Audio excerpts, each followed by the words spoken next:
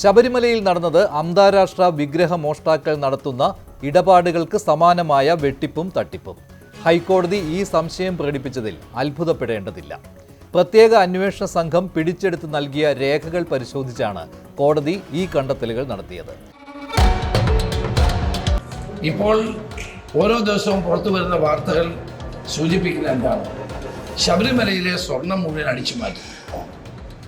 അത് ഒരു മുരാരി ബാബുവോ അല്ലെങ്കിൽ ഒരു ഉണ്ണികൃഷ്ണൻ പോറ്റിയോ മാത്രമല്ലല്ലോ ഇതിന്റെ പിന്നിലുള്ളത്. സന്നിധാനത്തെ സ്വർണ്ണക്കൊള്ളയിൽ 4 പേർ അകത്തായി. തീരില്ല. ഹൈക്കോടതിയുടെ ഇടക്കാല ഉത്തരവ് കള്ളക്കടത്ത് മുഖ്യ വിഷയമായുള്ള സിനിമാ കഥകളെ പോലും വെല്ലുന്നതാണ്. പോറ്റി സന്നിധാനവുമായുള്ള തട്ടിപ്പ് ബന്ധം തുടങ്ങിയത് ശ്രീകോവിലിന്റെ മുഖ്യ വാതിൽ മാറ്റുന്ന ജോലി ഏറ്റെടുത്തത് മുതൽ.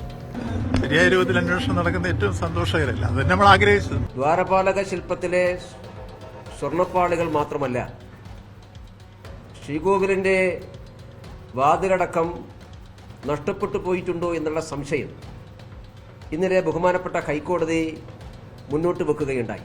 വിജയ് മല്യ 2.5 കിലോ സ്വർണം കൊണ്ട് പൊതിഞ്ഞ ശ്രീകോവിലിന്റെ വാതിലുകൾ മാറ്റി പകരം പുതിയ വാതിലുകൾ പണിതു കൊടുത്തത് ഉണ്ണികൃഷ്ണൻ പോറ്റി. ഈ ബോർഡുമായി ബന്ധപ്പെട്ട് എത്രയോ അവതാരങ്ങൾ ഉണ്ടായിരുന്നു. അതിനു മുമ്പ് എത്രയോ വർഷങ്ങളായി. പക്ഷെ ഞങ്ങൾക്ക് ഈ ഇത്തരം ചില ചൂഷണങ്ങൾ ശബരിമലയുമായി ബന്ധപ്പെട്ട് നടക്കുന്നുണ്ട് എന്ന് അറിഞ്ഞിട്ടാണല്ലോ ഞങ്ങളുടെ സ്പോൺസർ കോർഡിനേറ്റർമാർക്ക് ഞങ്ങൾക്ക് ഇങ്ങനെ കോർഡിനേറ്റർമാരില്ല. അതിപ്പോഴൊന്നും അല്ലല്ലോ, അത് നിങ്ങളൊന്നും പറഞ്ഞിട്ടുമല്ലല്ലോ.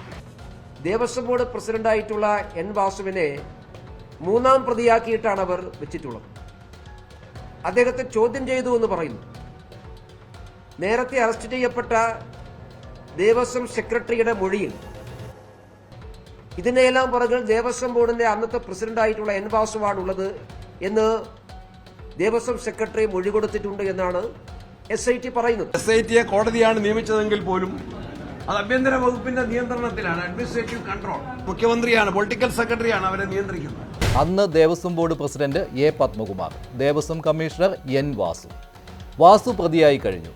വാതിലിൽ നിന്നാണ് ദ്വാരപാലക ശില്പങ്ങളിലെ സ്വർണ്ണപ്പാളികളിലേക്ക് പോറ്റിയുടെ കണ്ണെത്തിയത്. സ്റ്റോർ റൂമിലുള്ള സ്വർണ്ണപ്പാളികൾ സ്വർണം വേർതിരിച്ചെടുക്കാൻ നൽകണമെന്ന് പോറ്റി ദേവസ്വം ബോർഡിനോട് ആവശ്യപ്പെട്ടത് അത്രമാത്രം സ്വാധീനം ബോർഡ് ഭരണസമിതിയിലും ഉദ്യോഗസ്ഥരിലും പോറ്റിക്കുണ്ട് എന്നതിനുള്ള തെളിവ് മാത്രമല്ല, അമൂല്യ വസ്തുക്കളെക്കുറിച്ചുള്ള അതീവ രഹസ്യങ്ങൾ പോലും പോറ്റിക്ക് അറിയാമായിരുന്നു എന്നതുകൂടിയാണ്.